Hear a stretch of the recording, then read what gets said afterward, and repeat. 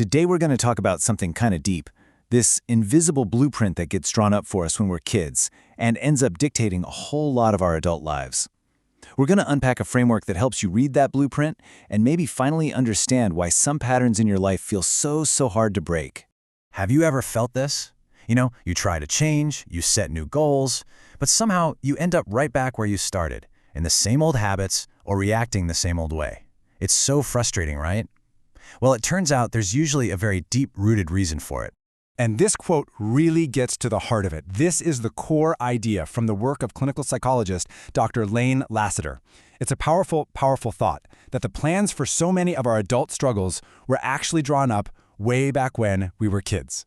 So when our fundamental needs aren't met in childhood, that feeling, it doesn't just go away. It kind of sticks around. It sets the stage for these patterns that can follow us for decades, a lot of the time in ways we don't even consciously realize. And the consequences of that, well, they can be pretty profound. We're not just talking about feeling a little off your game. The source material actually links chronically unmet needs to everything from self-defeating patterns and addictions to very real physical health issues like chronic illnesses. It's a pretty stark reminder of how connected our emotional past is to our physical present. But okay, how do you even get a handle on what these needs actually are? It can feel a little fuzzy. Well, luckily, there's a framework we can use. Think of it like a map to help us understand these core things that make us tick. And here they are, the 10 basic needs. You've got physical health, safety and security, love and affection, self-efficacy, belonging, autonomy, predictability and legitimacy, recreation, identity, and finally, meaning and hope. Now, a lot of these make perfect sense, right? But let's zoom in on a couple that might be a little less obvious. First up is legitimacy. Now, this one sounds a bit formal, but it's not just about the law.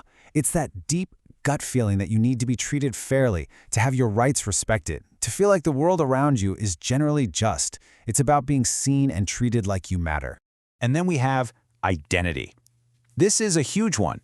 It's the need to know who you really are. What are you good at? What do you believe in? It's all about building that solid sense of self, separate from what everyone else wants you to be. It's basically your own internal compass. So now that we have the map, it's time to make this personal. We're going to shift from just talking about these ideas to actually using a tool that's designed to help you look at your own story through this new lens. But before we jump in, I want to say something really important. This is not a test. There are no right or wrong answers here, okay? This is just a chance for you to get curious about yourself with some compassion, a moment to look back and maybe understand yourself a little bit better. All right, here it is. I know the text is a little small on the screen, but here's the gist. You're going to look at each statement 2 times.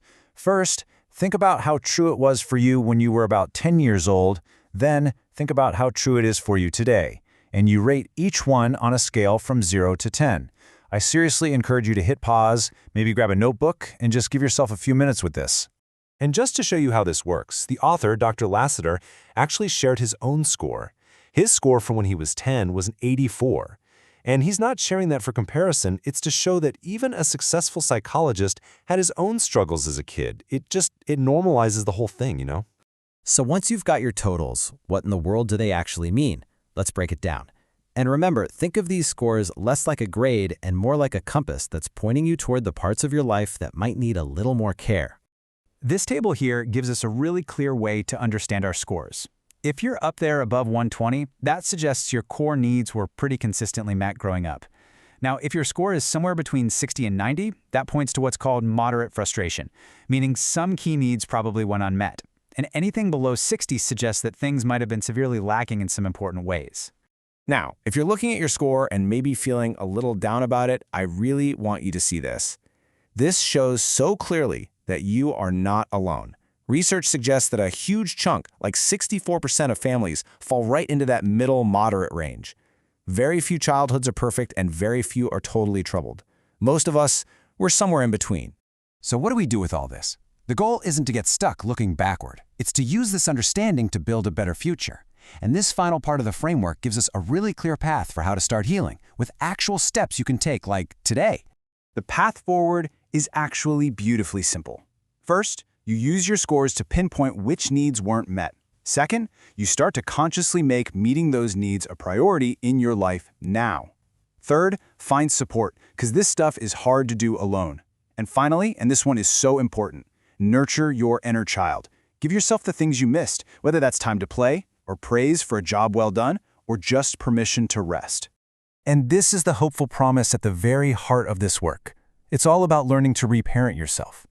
When you start giving that inner child the safety, or the love, or the validation that they missed out on, you're not just healing old wounds. You are literally unlocking the joy and the love and the spontaneity that was always in there, just waiting to come out.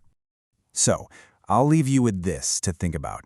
Looking back at your list, at your scores, what is one small thing you can do today to meet a need for that younger version of you? Maybe it's just taking 5 quiet minutes for yourself to feel safe. Or maybe it's celebrating a tiny win. That small step, that's where the whole journey begins.